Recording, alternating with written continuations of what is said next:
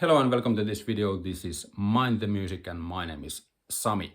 Today we are going to check out the top 5 records of the legendary classic rock band The Who were of course founded in 1964, and the members being Pete Townshend, Roger Daltrey, John Entwistle and Keith Moon. And right from the get-go they caused chaos. For example, Pete Townshend got famous for breaking his guitars during gigs, and that was before Jimi Hendrix. And also they played pretty loudly compared to other bands at the mid-60s. So right from the beginning they were like rocking out pretty hard, and later also morphed into more like a hard rock band and using keyboards and such in the 70s. But yeah, what are my favorite The Who albums? That's what we're going to check out. At number 5 I have their debut album, My Generation. Also the different pressing is called The Who Sings My Generation, I think. But yeah, this is their 1965 debut album with lots of youthful energy and real rocking songs compared to other bands that were at the time. Maybe the Kings would be a band that you could compare some of these rock songs with, the same kind of guitar sounds and drums hitting pretty hard. Where's Keith Moon? There's Keith. Keith hitting pretty hard in his usual style. And of course, when you look at the track list, you can see there's a couple of cover songs. For example, I Don't Mind, which are James Brown songs originally.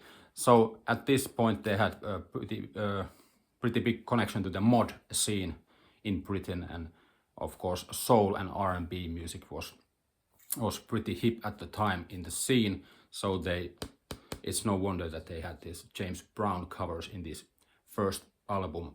But yeah, pretty lot of energy in this album, and it's a fun album to listen to and really takes you back to the 60s if you didn't live back then. But yeah, also has classic tracks, My Generation and The Kids Are Alright, I think were singles or some of the songs that have been later used in movies, and you know, songs that younger people might know from this album. But yeah, My Generation debut album at number 5. So number 4, what shall it be? Yeah, for me number 4 would be the rock opera Tommy from 1968. Oh, alright. So Pete Townshend got bored pretty quickly about writing, you know, usual pop songs in the first couple of albums.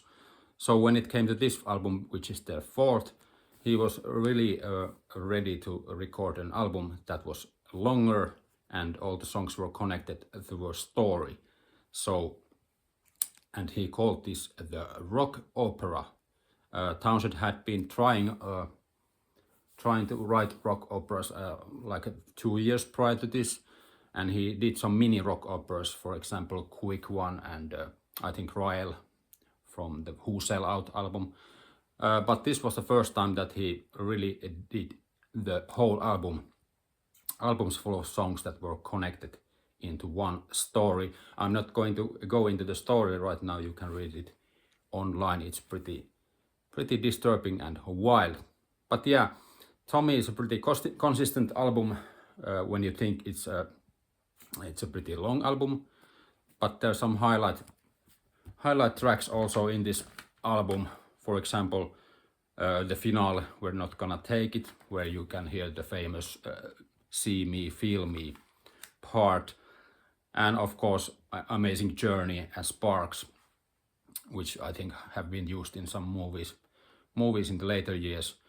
But yeah, this is more of a not so hard rocking The Who. There's many acoustic instruments, many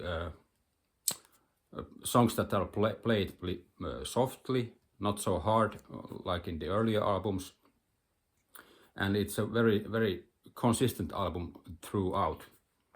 but I think when you hear this Tommy album and then you listen to the live, I have this Live at Leeds deluxe edition. When you hear this album where you have the Tommy album live,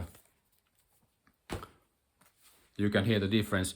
It hits pretty hard at this live album because the guitars are more cranked up and there's more energy. So it's a pretty different beast compared to this original album, which is a bit of a lighter album. But yeah, great album nonetheless, but it's my number 4 today at this ranking. So it's pretty hard to rank these albums because they're all great, obviously. So today I'm going to put at number 3 The Who Sellout from 1964. As you can see, this album has many commercial jingles throughout in between songs, and you can also see some commercials in the cover, also in the back cover. So yeah, by this point The Who were no longer like a basic pop or rock band. They tried out different stuff, and of course 1964 is the great psychedelic year, especially in Britain with the Beatles and everybody else. So The Who joined in a little bit in that. There's lots of effects and tape loops and stuff. And for example, the first track, Armenia City in the Sky, has this backwards recorded stuff going on. So it's really psychedelic.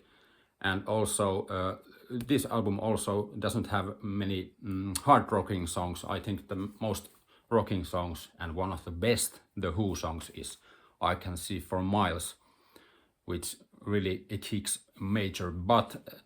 But as a whole, this album has more gentle songs, maybe songs like Our Love Was and Tattoo and I Can't Reach You and so on. But as a whole, this album is really recommended for every rock fan. If you haven't listened to it, it's really consistent and interesting and funny. The jingles are quite funny, and yeah. And also, as I mentioned, you have the track Rael, which is the last track on this album, in which Pete Townshend tries some rock opera formula for not the first time, the second time after a quick one. But yeah, because this was, of course, recorded before Tommy album. So we have 2 left. What's it gonna be? Yeah. At number 2, I have this gorgeous vinyl, The Who. Okay, at number 2, Quadrophenia from 1973, of course, and also made into a movie in 1979. I think you should check that movie out also. So, back to the rock opera. After Tommy, this is a more 70s Who. It's more hard rocking, more full sounding, more keyboards, more a bit proggy, I think. And of course, at this time, Pete Townshend was full on control of the band and the direction they were going. And I think some of these songs might be the kind of songs that Pete Townshend would have made as a solo artist, and maybe this whole record. But yeah, this is a great record, a double album, as you can see. And it has a few famous tracks that have been covered through the years by different artists. Love Reign Over Me and I Am One and The Real Me, for example. Yeah, The Real Me is an interesting track. The first time I heard the track back in the 80s, when a hard rock band Wasp covered, I think it was 89 or something, there was a cover version of The Real Me by Wasp. So that's when I heard the song. But yeah, that was maybe my first connection with The Who. But yeah, back to this record. It's a great record as a whole. not all of the songs are like super great or the best Who songs, but as a whole it flows really good, and there's also lots of sound effects that create the atmosphere, like cinematic atmosphere for this album, and the story which is about the mod kid living in the 60s. So it's a bit of a throwback to Pete Townshend's own youth, and how this kid survives when the mod scene starts falling down, and so on.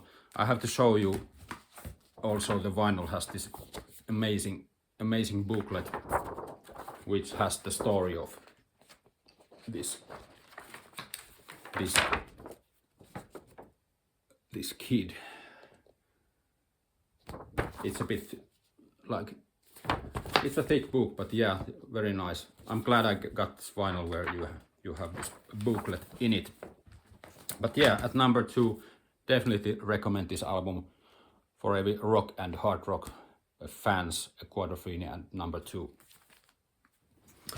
And of course at number 1, what else can it be than Who's Next from 1971. This is the most, maybe the most legendary The Who album, and has the most well-known hits that are known from TV series and such.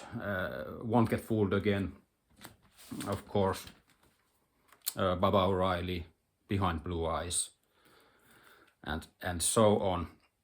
So this is an interesting album. Pete Townshend was again making a rock opera. After Tommy, it was to be called Lifehouse, but it got too complicated, so he scrapped the whole project, and they decided to make a regular, normal, hard rocking album in 1971.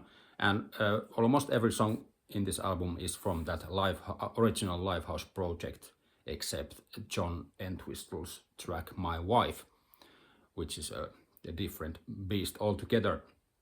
But yeah, he took the tracks from the Lifehouse project, and they made this normal album, and the cover is also pretty legendary with the monolith and guys pissing. Yeah, I have read many interesting stories about this cover shoot, but yeah, let's not get into that now. But yeah, this is true and true the greatest The Who album, because if you check out the track list, there's no bad tracks in this album. It's pretty varied. There's some acoustic sounds, and the rock tracks on this album are rocking really hard, and the sound is amazing, the sound quality for 1971. This was also the time when The Who really took the keyboards to the next level. Many bands at this time didn't use so many keyboards and synthesizers, but they used it really tastefully right from the get-go in the first track of the album, Baba O'Reilly. And I think there was also some early synthesizer programming involved in that opening track. So that was 1971. It's pretty amazing when you think about it now. But yeah, when you think about the most famous tracks, for example, Behind Blue Eyes, there's also the unfortunate thing that some bands have been making covers of these songs, and some of these covers are not so great. For example, the Limp Bizkit cover of Behind Blue Eyes, which is one of the most terrible cover songs I have heard in my whole life. I don't know why I mentioned it in this video, but but here it is. So, the best Who album, Who's Next, 1971. But actually, if I could decide from any Who album, including the live albums, I think the best album would be The Who Live at Leeds from 1970. I have also the deluxe edition where you have the whole Tommy album live with the original Live at Leeds. Live at Leeds set. Yeah, this original album which I have is a bit short, but the tracks are long and jammy, and the power you have in this album is the for me the essence of The Who, right from the first track, Young Man Blues. When you put the needle to the record and you listen to this, crank the volume up, and you know, that is The Who for you. So, what do you think? What are your favorite The Who albums, tracks, and everything else? Comment below, hit the subscribe button, notification, and I will see you in the next video. Bye.